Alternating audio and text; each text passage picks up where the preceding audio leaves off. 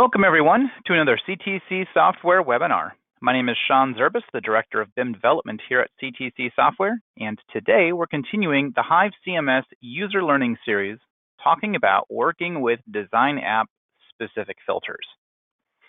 So as always, of course, webinars are recorded and will be going up to our YouTube channel. If you want to be notified when those go up, certainly subscribe to the YouTube channel. And that'll get you notified about those things. Also, as always, when we do these webinars live, if you participate live, you can ask questions throughout the webinar and get answers immediately about what the topic is, as opposed to waiting for an answer perhaps from the YouTube environment. So let's kind of cover what we're going to talk about today. HIVE really does have some powerful filtration controls, and some of these really are directly related to a design app itself, to the actual application that we're working with. Revit and AutoCAD specifically have their own sections in the filter panel. And if you use those specific filters, you can get down to exact app-specific filter criteria.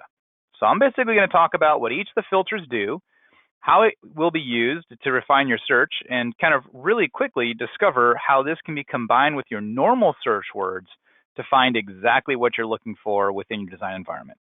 So we're going to go through a couple of things. We're going to talk about filters in general, expanding and collapsing the app-specific filtration, defining what the abilities are, what they actually do, some of the results inside of them. We are going to use those specific filters to refine our general results, kind of seeing how that works. I'm going to talk about both AutoCAD and Revit today. And we're also going to talk about limiting the total results to an explicit design app so that the results are 100% related to it, and why you may or may not want to do that. And so with this, we're going to jump in live, talking about the very first topic, application filter controls and how they work. So I'm going to pull HIVE here to the foreground. And with HIVE, let's just run a search here. Maybe I type in, I don't know, door, and just kind of see what shows up. I'm also going to collapse my details here. And for right now, I'm going to get rid of filters so we can see that it gives me back a number of results. In this case, the vast majority of my library is Revit focused, and so most of my results are going to be focused on Revit. And you'll notice that I'm in AutoCAD, and yet, because the vast majority of my results are Revit, in fact, maybe all of them are, I don't know if I have any doors in the AutoCAD space, I am getting content that matches the search criteria of door because I haven't told HIVE anything else. Now, I do have Revit open, but it's not the app that's currently in focus. In fact, if I pin HIVE to the foreground here for a minute, it's focusing on this one AutoCAD session back here in the background. Now, to see more about why I'm seeing these results, one of the things that I truly recommend is always within your HIVE environment, have your filters open. We talked about filters in a different session, but we'll just kind of review it real quick here. You can get to filters by hitting the little kind of funnel filters button up there on the control bar. You can go here and pin it open so it always stays on screen, changing the result size of your window. And when you do this, you now have immediate visual access to all of your possible filters, and you can control a lot about it. Now, by default, the app that when you first open this up, everything will be collapsed, and it'll look just like you see filters of all libraries. These are the basic filters, the tags right here for tag filtration, and controlling some of your sorting for your current HIVE session. But if I'm dealing with app-specific stuff, like if I'm dealing with AutoCAD right here, I'll probably want to expand out my AutoCAD filters so I can get a little bit more specific with my searches. Now, if I was to check, looking at, say, these AutoCAD categories, in fact, let's just kind of talk about expanding these and collapsing these real quick. First, I can expand and collapse the AutoCAD filters independently if I'm dealing with AutoCAD primarily.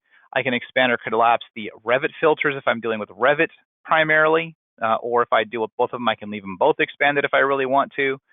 And then there's also these advanced filters down here, which sometimes can be useful, especially the file extensions portion. If you wanted a particular file type coming out of one of the apps, you can really limit down your results to that, okay?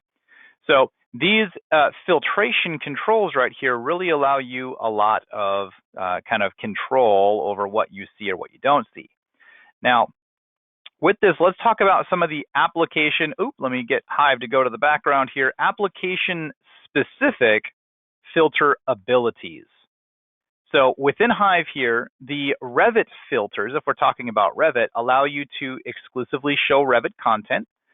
It allows you to control which Revit categories are displayed when Revit content shows on screen. You can control which display units, imperial versus metric, you're seeking, since we deal a lot with multiple units of measure in the Revit content world.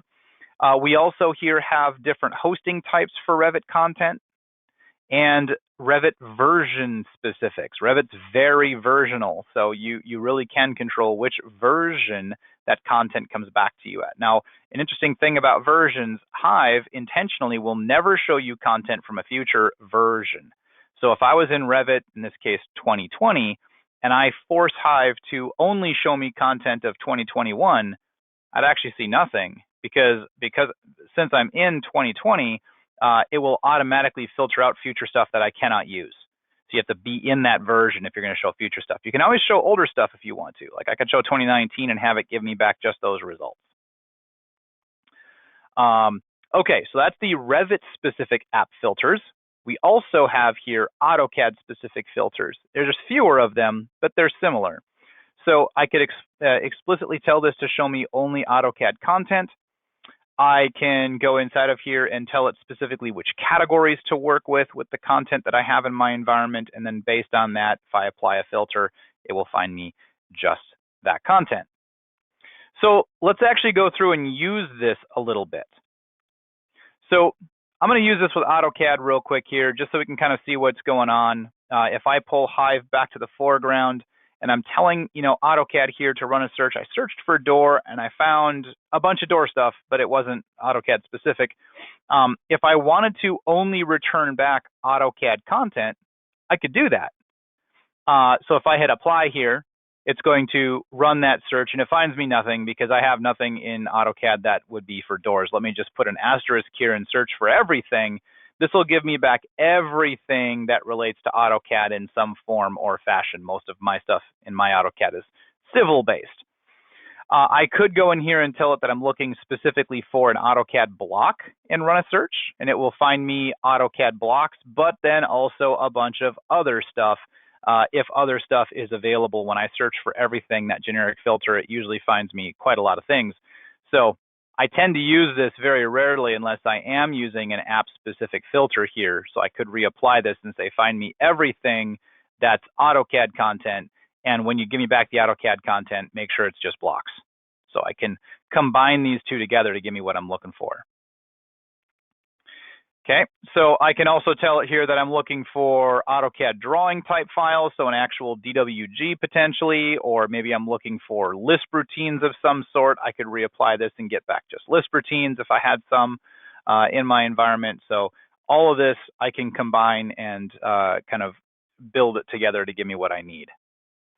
Similarly then, let me just clear this all out. If I was to jump into Revit and I wanted to run some filters, I could also say, by category, similar to the AutoCAD categories, I can say, hey, only give me doors back. And so I can force filter this to just doors and hit apply. Now, when I run the search for everything again, this asterisk up here, you might notice that I'm finding other stuff. You're like, yeah, but Sean, didn't you just say to only give you back doors? Well, that is what I said. I said, give me back doors when it's Revit content. Only give me back door content from Revit. But I didn't say to only give me back Revit content. So I'm actually finding some AutoCAD content in here and some links and some other stuff as well. If I only wanted Revit doors, I would say only Revit content and make sure it's doors. And then when I hit apply, this will now exclusively be Revit doors and nothing but things that are of the Revit door category. So this is actually a Revit door category. It's a door accessory in the door category. So it's going to find me all that content. All right. You could also say only find me door content that is metric, and I could hit apply here and see what comes up. There's only 3 things in my list here that are somehow listed as metric, and so that's what it's giving me back. I could also intentionally tell it to only find me stuff that is wall hosted.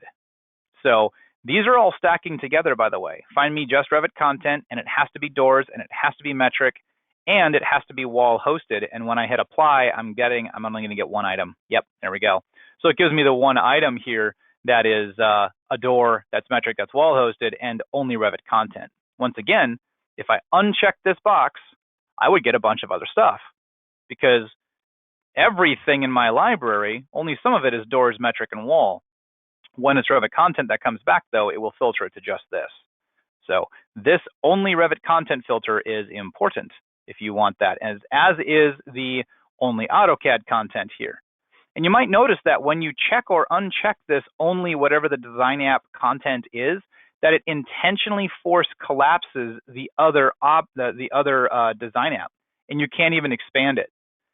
And that's because if you're only getting back Revit content, those filters mean nothing. And so Hive auto collapses the other relevant filter there on your behalf to make sure that you don't try to filter for doors, but only get back AutoCAD content, because you can get nothing potentially. So yeah, that's one way of working with your content. Now, another way of working with design app specific content, if you wanted to, potentially, is to use the advanced filters down here and tell it, you know what, I only want DWG back, or I only want certain file types back. And then when I run a search for everything up here, assuming I don't have any other filters, yep, I don't, this will go out and find me just content that matches DWG, and it will be everything that matches DWG, even though I didn't say, give me just only AutoCAD content. It's going and finding DWG-based content, and that's all it's going to return. That's it, because I forced a filter to tell me that the file extension for whatever the content is must be .dwg.